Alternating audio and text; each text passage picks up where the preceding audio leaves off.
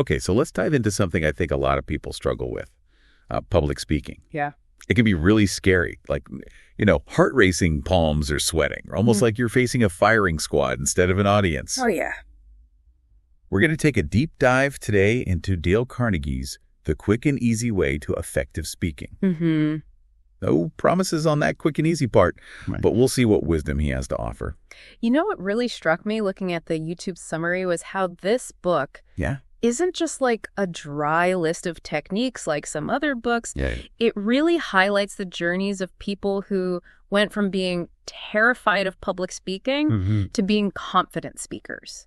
Wow. And that's incredibly powerful. Yeah. It's like, hey, if they can do it, maybe I can too. Absolutely. And that's one of the first things that Carnegie tackles head on, Yeah. That feeling that great speakers are just born that way. Right. You know what I mean? Mm. And he uses this fantastic example of Mario Lazo, who was an attorney who was practically paralyzed by fear in the courtroom. And in just 3 weeks, using Carnegie's methods, he became a courtroom star. That's amazing. Even Time magazine was singing his praises. Wow. It really shows how targeted practice can make such a difference. It's like learning to drive. Like, Mhm. remember those first few times behind the wheel, how shaky and uncertain you felt? Totally, yeah. But with practice, it becomes second nature. Totally. So what are some of those confidence-building techniques that Carnegie recommends? Well, beyond consistent practice, he talks about shifting your focus. Oh. So instead of dwelling on your fear, concentrate on the positive outcomes of being a good speaker, Yeah. advancing your career, forming deeper connections, even becoming a leader in your community. Right. Imagine those possibilities for yourself. That's so interesting. So it's about visualization. Yes. Almost like athletes do before a big game. Exactly. Carnegie wants you to envision yourself succeeding, to truly believe in your ability to become a confident speaker. Right. And that positive mindset can be incredibly powerful. Okay, but what about, those of us who have tried and maybe haven't had the best experiences? Yeah. Carnegie talks about this VP, Vance Bushnell, who bombed his first speech trying to memorize every word. Oh, poor Vance. He actually fell right off the stage. Ouch. Yeah. Not the image you want to leave with your audience. Right. But what's interesting is that Carnegie uses this example to illustrate the importance of authenticity. Oh, okay. So Vance eventually ditched the script, embraced his natural style, and became a top-notch speaker. Wow. So even failures can be valuable lessons. Absolutely. It's about finding your own voice, not trying to be a carbon copy of someone else. And this segues perfectly into Carnegie's next point. Okay. The importance of speaking from genuine knowledge and passion. So ditch the canned speeches and the dusty old research papers. Pretty much, he tells this great anecdote about a bank officer named Jackson. I tried to give a speech based on this magazine article he barely skimmed, and it was a total flop. Oh, no. The audience could tell he wasn't truly invested. Right. But when Jackson actually took the time to read, understand, and even disagree with the article, his next speech was captivating. Really? He brought in his own experiences, his opinions. Yeah. He made it personal. So it's about speaking from the heart, right? Precise. Not just reciting facts, but sharing your own insights and perspectives. Carnegie emphasizes that audiences can sense when a speaker is phoning it in. Yeah. They crave authenticity. They want to feel that spark of genuine enthusiasm. Right. Think about it. Who do you listen to more intently? Someone reading a dry script or someone passionately sharing a story from their own life? Definitely the storyteller. Right. And I think that's where Carnegie's emphasis on storytelling really comes in. Absolutely. He talks about using personal anecdotes, vivid imagery, even dialogue, Yeah. to make those speeches more engaging. He even suggests using names, even if they're fictional, just to bring those stories to life. I see. Think about it, which is more compelling. A man went to the store. Right. Or John went to the store. Yeah. That simple addition of a name instantly creates a connection, Right. a sense of familiarity. Like you're inviting the audience into the story with you, Exactly. making them feel like they're right there alongside John. It's about creating an experience, not just delivering information. I like that. And that leads us to one of Carnegie's most intriguing concepts, Okay. reserve power. What? He suggests having more knowledge than you actually present in your speech, Interesting. almost like having a secret weapon. I'm intrigued. Tell me more about this reserve power. Okay. How do we cultivate it, and how does it help us become better speakers? Well, it starts with going deep with your research. Okay. Don't just skim the surface. Right. Read multiple sources.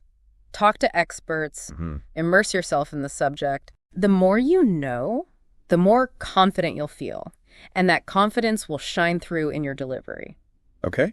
Think about the author John Gunther, whom Carnegie mentions. Okay. Gunther did extensive research for his articles, but he only used the most impactful points. I see. That extra knowledge wasn't wasted. It became his reserve power. Wow. It allowed him to confidently answer questions, elaborate on points, and appear even more credible to his audience. So it's like having this arsenal of knowledge at your fingertips. Exactly. Yeah. It's about being prepared for anything, knowing your subject inside and out. Right. And you know what? This reserve power doesn't just apply to public speaking. Really? It can help you in any situation where you need to be persuasive or informative. Like what?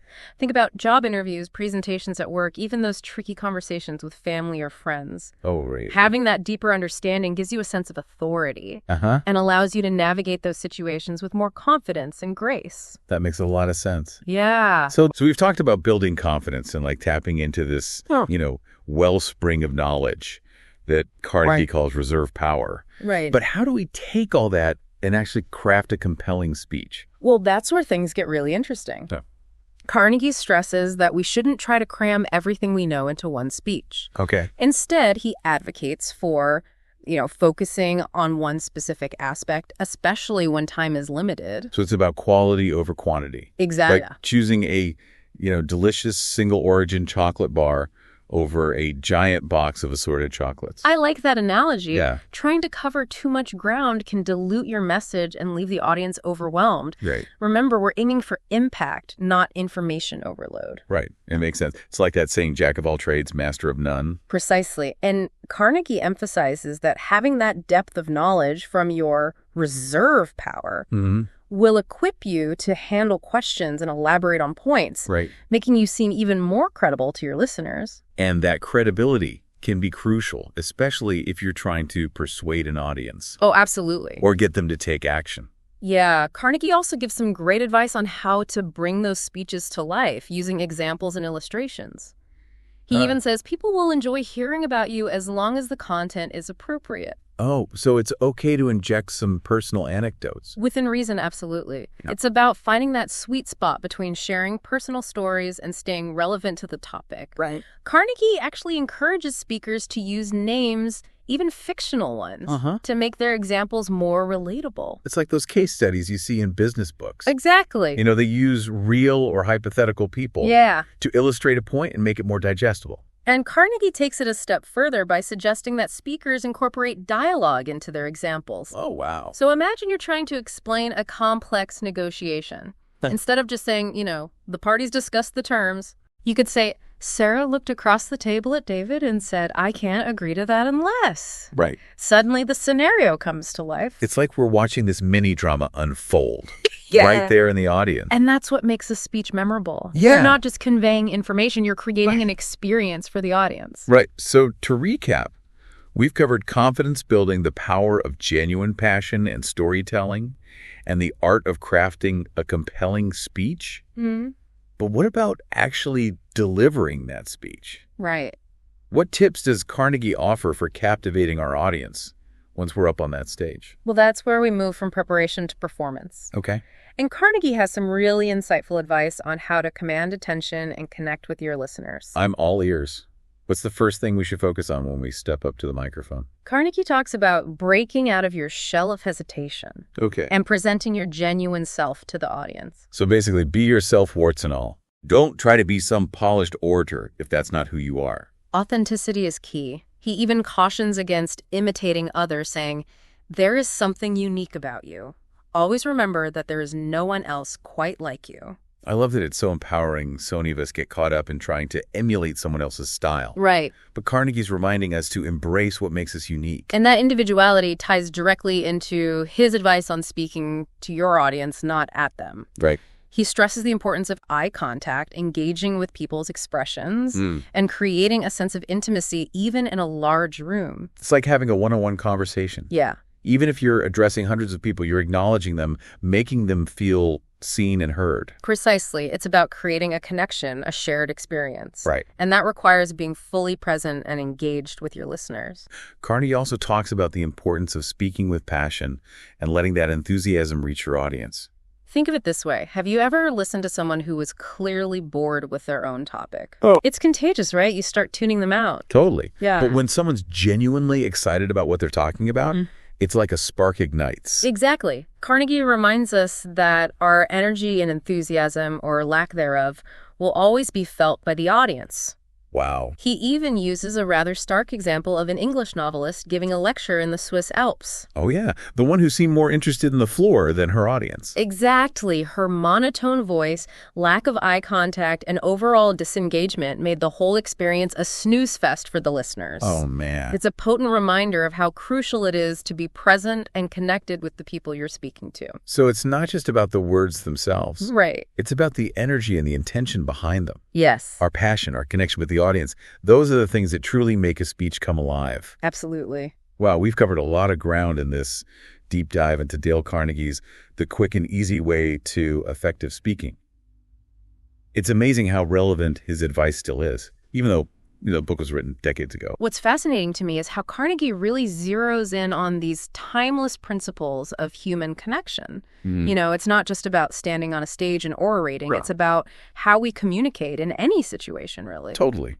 And he doesn't just leave us with theory. Right. He gives us these practical exercises to help us improve our delivery. Oh, yeah. He even suggests recording ourselves to analyze our voice. And back then, it was probably a bulky tape recorder. Right. But now, we all have these powerful recording devices right in our pockets. Exactly. He encourages us to listen for variations in, pitch volume speed. Yeah. So we can become aware of how we sound to others. It's like having a personal speech coach right there in our phones. Totally. But he doesn't stop there. He also stresses the importance of getting feedback from others, Oh, yeah. whether it's family, friends, or even joining a public speaking group. He's a big believer in real-world practice, getting comfortable with putting yourself out there. Right, it's like learning any new skill. The more you do it, the less intimidating it becomes. Exactly. He even compares it to learning to play tennis or drive a car. Right. At first, it feels awkward and nerve-wracking, but with practice, it becomes second nature. But let's be honest, even with all that practice, that stage fright can still creep in, right? Oh, absolutely. Yeah. Carnegie acknowledges that even experienced speakers get nervous sometimes. Yeah. It's a natural human response. Right.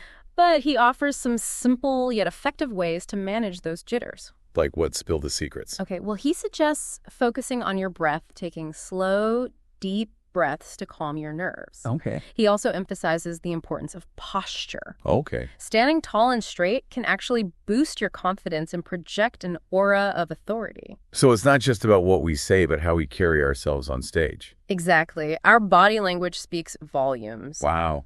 And perhaps most importantly, he reminds us to maintain eye contact with the audience. Right. It creates a connection, a sense of intimacy, even in a large room. It's like you're having a conversation with each person, acknowledging their presence and inviting them into your world. Yes, and Carnegie uses this beautiful metaphor to describe the feeling of a confident speaker. Oh, really? What is it? He says it's like a bird that has just been released from its cage. I love that image. It's about breaking free from those self-imposed limitations and allowing your voice to soar. So as we wrap up this deep dive, what's the biggest takeaway for you? What's that one nugget of wisdom that really resonated? For me, it's the reminder that anyone can become a more effective speaker. It's not about being born with a golden tongue. Right. It's about practice preparation and, most importantly, a genuine desire to connect with your audience. Absolutely. Carnegie provides us with the tools, but it's up to us to put in the work and embrace the journey. Yeah, And that's incredibly empowering, isn't it? I think so. It means that even if we're starting from a place of fear or self-doubt, we can transform ourselves into confident and engaging speakers. Absolutely. So for all of you listening out there, remember the words of Dale Carnegie. Believe in yourself, speak with passion, and connect with your audience. And on that note, we hope you've enjoyed this deep dive into the quick and easy way to effective speaking. Now go out there and use your voice to make a difference in the world.